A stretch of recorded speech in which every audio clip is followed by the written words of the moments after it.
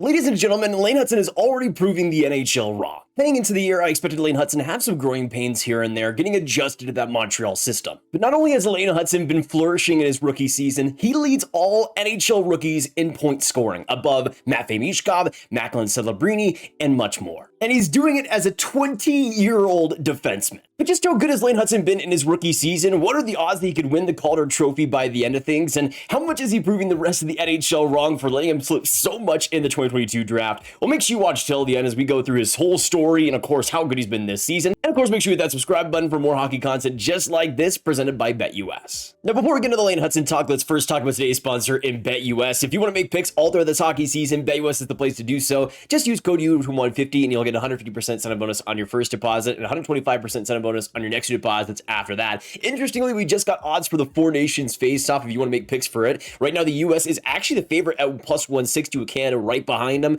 I think it's going to be between those two. Canada, though, I still think should be the favorite no matter what, even though this last World Juniors was pretty rough. Now, we've liked Lane Hutson a lot on this channel, going back really ever since his draft in 2022. I wish I had him ranked higher, even though I had him in the early second round, which was higher than a lot of other people, especially in the public rankings. He was still somebody that now, looking back on, is absolutely, without a doubt, a top 10, potentially top 5 talent in that 2022 draft. You look at what he's been able to do since he was drafted in that second round, which is just unbelievable. You can see the production with BU and his season after 2022, where he got 48 points in 39 games as a freshman. Unbelievable production. Would continue that the next season, and then would get signed by Montreal late in the year, getting 2 points and 2 assists in 2 games, which was a pretty good start to his NHL career. But what we've seen out of Hutson in his rookie season has been unbelievable. He wasn't my top Calder candidate. That went to Matvei Michkov before the season, but Lane Hutson was among that top crop. I did expect some growing pains, though, especially on defense and adapting to the pace of the NHL. That's always something that we do see a little bit, and there was in the first couple weeks maybe a little bit of that with Hutson,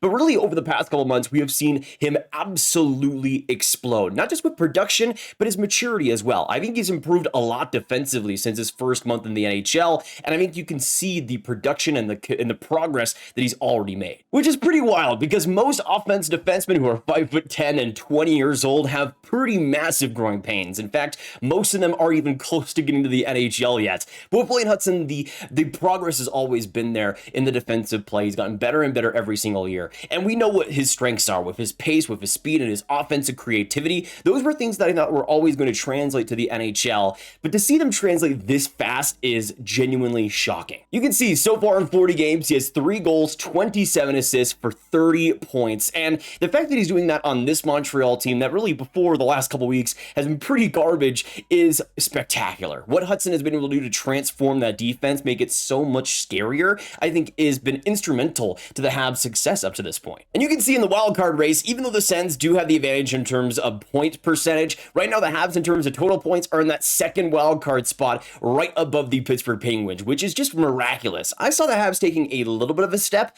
but only by a few points really. But if they continue this pace, this would be a massive step for this Habs franchise and genuinely a franchise-changing one. It would be terrific. And I think Lane Hutson has been the best addition when we count everything combined for the last year. You can go through the free agents, the trades they made, and players like Patrick Laine have had a good impact when they're healthy, but nobody has had the substantial impact that Lane Hutson has had, especially when you look at the Habs defense. Mike Matheson was there as a solid power play guy at points, but he wasn't really changing the look of that Habs defense. Lane Hutson absolutely is, and he's giving them an element that I don't think Montreal has really ever had, at least in this current era. In terms of the last 20 years or so and defensemen that have made huge offensive impacts, really PK Subban is, I think, the only one that compares to Hutson, though they are different players. I would say Subban is more of a goal scorer than likely Lane Hutson will be in his prime. In Lane Hutson's case, though, I think he has the advantage in Subban in terms of pace, in terms of creativity, and just what he's able to do out there. I mean, genuinely, Lane Hutson, over the last 5 years, there might not be a more creative defenseman that we've seen. He obviously still has his holes and still has his weaknesses,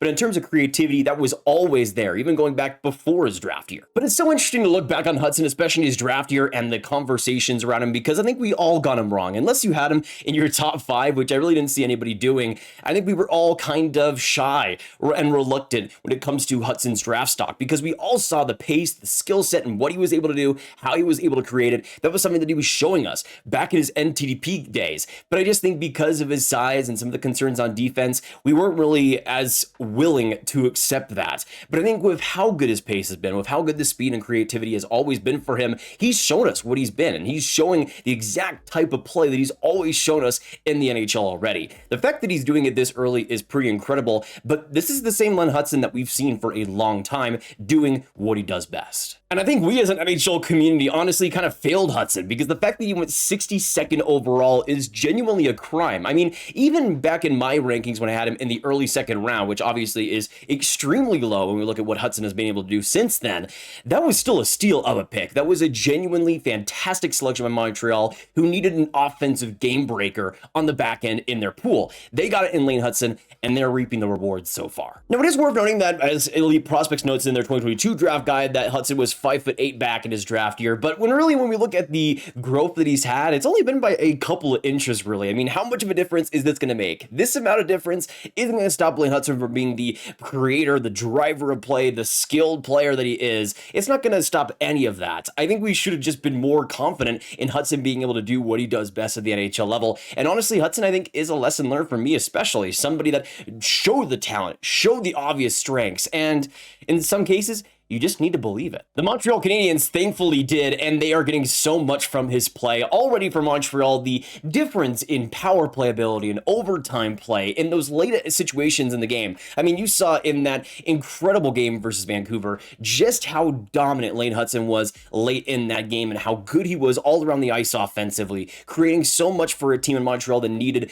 as much as possible. And I think in Hutson's case, the confidence he's able to provide, just how good of a playmaker he is, has opened up this Habs team to just have so much more offense and so much more creativity themselves. Now, it's actually a little bit surprising to me that we saw Hutson pair with Malyficent, and that's actually where he has been getting the best results, so we'll see if that continues. But I think what Hutson has been able to do, especially for that forward group, needs to get talked about more. Players like Patrick Laine, since he's come back, have been so good with Lane Hutson. Those two have been fantastic together. But Cole Caulfield, Nick Suzuki, even players like Doc as well, have really benefited from the playmaking and the separation that Lane Hutson is able to give them. It's just a different element for this Habs team that they just have not had in such a long time. And you can see with the rookie points leaders, it is no fluke. Lane Hutson in 40 games, 30 points, and now leads all rookies so far. To me, him and Celebrini are right there right now as the number 1 and number 2s in the Calder race. Michkov is there as well with just how solid offensively he's been, but the inconsistencies have come in his play. In Hutson's case, though, I think Celebrini is his main competition. Both of those guys have been so good, and man,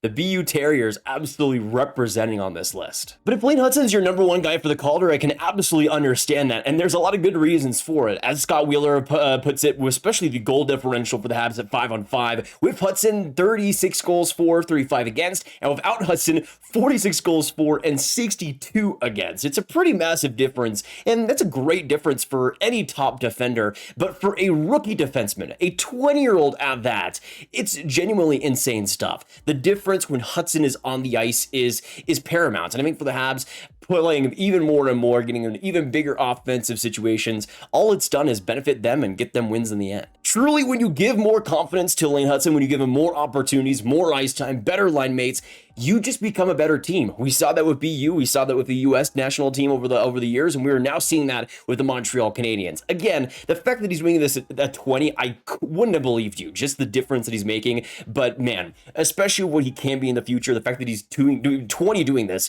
just imagine when he's 26, 27, truly at his confidence peak. He could put up some pretty massive numbers. I just realized we are going to see next year Cole Hutson and Ivan Demidov on the same power play, and can I time travel, please? I want to see that. Now, there'll be the same people that say that Lane Hutson's defense is absolutely terrible, the same people that will negate his Calder chances because of that, and I just don't think you're really watching Lane Hutson if that is the case. Earlier on in the season, there were some pretty bad moments here and there, defending against the rush and defending against bigger competition, but for this generationally bad defensive guy that people make him out to be, he's only a -7, and in terms of a lot of those minuses, some of those have come against empty net goals as well, so some of those aren't even really a minus against against Lane Hutson at all. I think, especially in this last month, he's actually been quite solid. He hasn't been revolutionary or anything defensively, but I don't think he's ever going to be that. If Lane Hutson could just be average defensively, his offense more than makes up for that. And I think this season, he's been that, and at points, even better. Now, he's not going to overwhelm you with his physical play or the size there, obviously, but he's just a very smart defenseman and knows how to use his stick to strap opponents at the puck and eventually turn over and get transition going. He's just a very smart and fast player in every single way, and that's allowed him to have some moments defensively where he actually looks quite solid. Again, I'm not going to come out here and say that Lane Hutson is a strong defensive player or anything, but I think he has improved over the course of the season. And again, what he's doing for the Habs power play,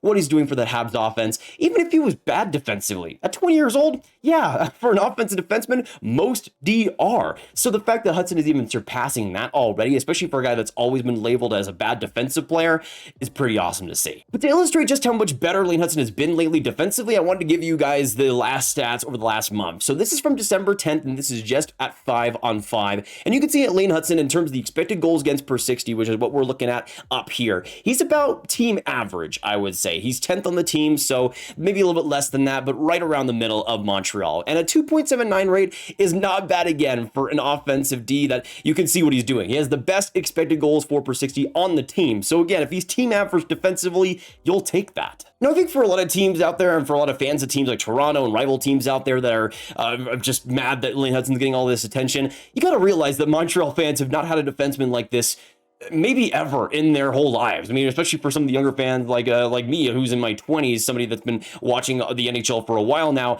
I haven't seen Montreal have a defenseman even close to as scary and as interesting to watch as Lane Hutson is. And I think that's why he's getting so much attention. Montreal has been starved for excitement and potential and pace, and especially coming from their defense, that's something they don't get all too often. So in Lane Hutson's case, the fact that he's been able to change this defense so much, change the outlook of it and the potential of it, of course is getting attention, and rightfully so. He's sick. Really, at this point, it is Lane Hutson's world, and I think we all truly have to accept that. I mean, it's really the Hutson's world in general. Seeing what Cole Hutson did to the World Juniors, these boys are coming to cook. But those are my quick thoughts on Lane Hutson's rookie season up to this point. I'm on vacation, so I couldn't go all too long, but I hope you guys did enjoy the breakdown. If you did, hit that like button, hit that subscribe button, hit that notification bell. Comment down below your thoughts on all of Lane Hutson's rookie season, how you see him projecting through the rest of the year, and if you guys see him winning the Calder Trophy, what would your Calder Trophy rankings look like as well right now? It'd probably go, again, celebrating 1 for me, Hutson number 2, and then Michka number 3, but it could be all over the place. Dustin Wolf is also in that conversation, Logan Stankoven as well, so